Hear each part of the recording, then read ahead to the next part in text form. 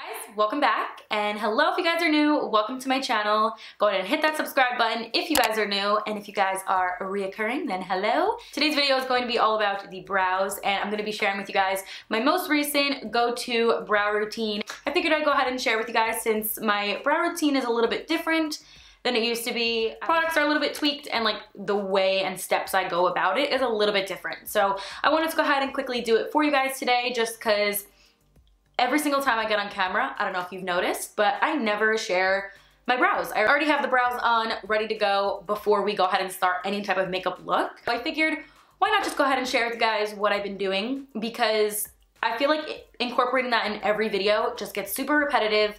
I do the same exact thing, and my brows take me about like sometimes 10 minutes. So if you guys are interested on seeing how I get my brows, then let's go ahead and hop right on it. So the first thing I like to go ahead and do is brush up my brows using a spoolie, and I actually use it on this dual-ended brush from Anastasia Beverly Hills. It just makes my life easier because I'm actually going to be using some pomade as well, so I just use the other side for that. So I'm going to go ahead and brush up my brows using this brush. Okay, so I zoomed you guys in a little bit, and I'm going to go ahead and just start brushing up the hairs. And you'll notice that this brow is a little bit different than this brow. This one's not as full in this area. I have some trouble growing hair there. I don't really know why. But also, I have not gotten my eyebrows waxed in about 3.5 years. I just go ahead and like to pluck the bottoms on my own and kind of keep the shape on my own. I had a horror and like traumatic story with waxing, so I don't think I'll ever do it again. What I like to do is go ahead and take a tweezer. This one is just by Tweezerman. And I just like to go ahead and pluck the bottoms where you see some growth. And I don't go too crazy. I definitely do not over tweeze. And I never really touch the top. If I do, it's like just to get like the little ones away. So the bottoms I see, like I have a few. Just gonna go ahead and get rid of them. Every day when I do my brows, I will probably pluck like 1 or 2 that's underneath this area. As for the middle, the same exact thing. And again, I don't ever have foundation on when I'm doing my brows, so I don't really know why I put it on today. Screwed up my routine a little bit, but it's usually a lot easier when I go ahead and remove those little pieces. I do like to use 2 to 3 products at this very moment. I kind of go back and forth, and I just recently found my go-to products that work really great together. First product I've been using is the new Covergirl Ultra Fine Brow Pencil, and it actually just ran out of this. As you can hear the clicking, it's completely done. I've been using this every single day to go ahead and outline and sketch out my brow. So this is in the shade Soft Brown 710, and I absolutely have been loving it. So I'm gonna go ahead and use a fresh one actually that I just got. So what I like to do is go ahead and spoolie them up one more time. Then what I like to do is take the actual pencil side and start outlining the underneath section of my brow, starting from this brow hair right here, because that is kind of like my focal point where I kind of like create the arch. So the front of my brow always goes to the very tippy top of my bridge of my nose. And then my arch is going to be right over here, kind of like diagonal from the tip of my nose. And then the actual like point will be right here. And start drawing that little line because I don't have a hair there.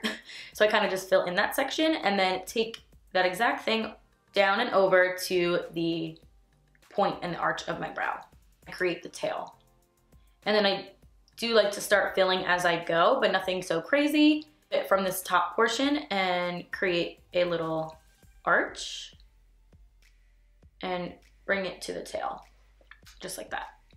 And then what I like to do with this pencil before I go ahead and move on to a pomade is go ahead and take from that same exact spot that we started in and go in this direction.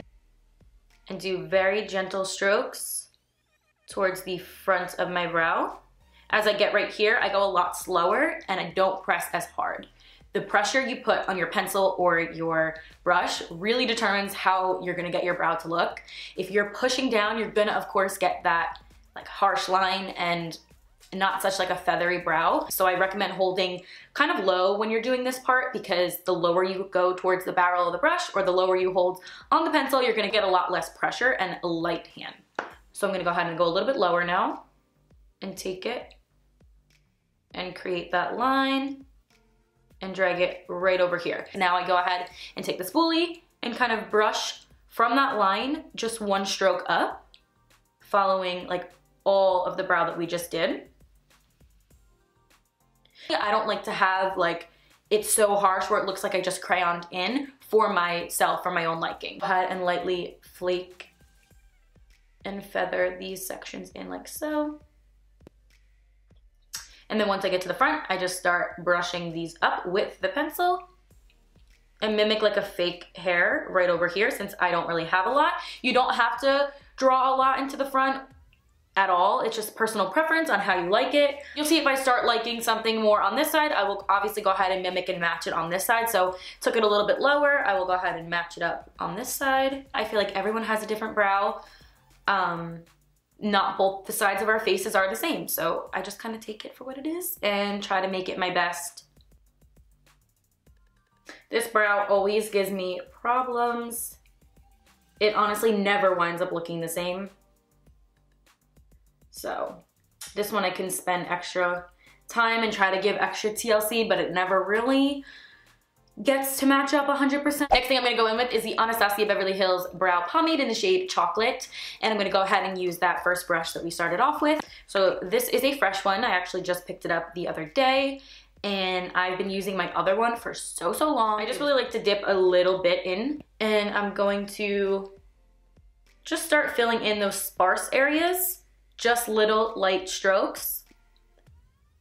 But I still like to have it looking a little natural, so I don't really go crazy with the whole filling in process.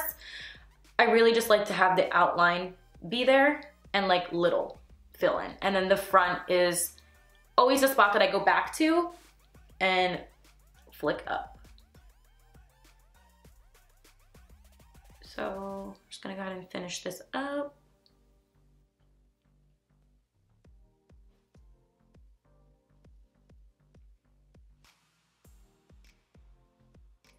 So you see, I hardly touch above, but when I do, I just kind of lightly press and just draw like a line to kind of connect any sparse hairs to the brow itself. So you'll see like right here looks super dark and like a blob. Once I do the concealer, which is my next step, you'll see it kind of like disappears and I'm like drawing them a little bit bigger than what they're actually gonna look like because once I clean it up, they kind of disappear. So I love concealer as acting as my like eraser, I guess, and making everything look pretty seamless. I'm gonna go in with the Nars Radiant Creamy Concealer, and this is in the shade 2.6. Take it right from the doe foot applicator and start drawing a line right underneath my brow.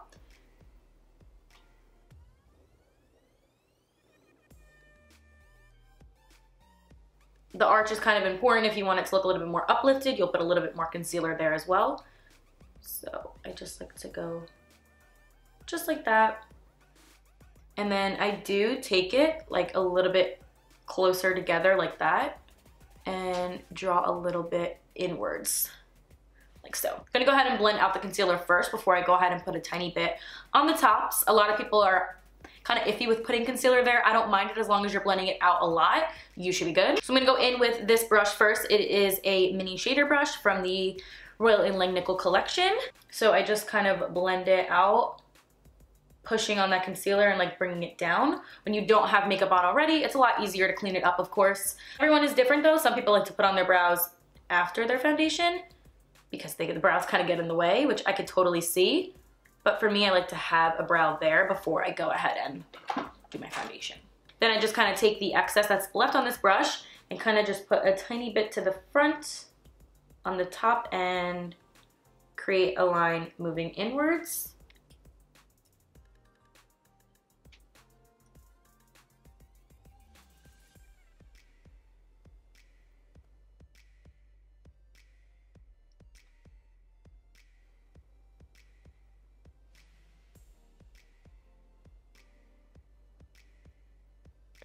So until the concealer is blended out like so, I do take this type of more angled brush and just gently blend in these areas. And I'll just go in with a beauty blender and kind of pounce these areas together. And that's pretty much it. I go back in several times to spoolie the front of my brow up, just to make sure that these hairs are flicking up, and it could be a little bit more messily in the front. I don't really mind about that. I like when it's a little bit more messy. So I don't really push too hard at all with any product into the front.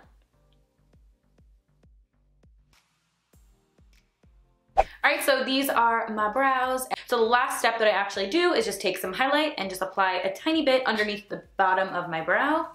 right by here on the brow bone, and this just helps uplift, ties, and puts together the entire look. I don't do this every single day.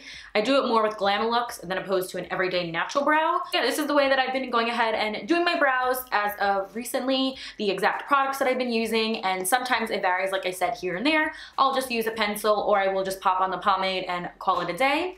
So yeah, that's all that I do for my brows.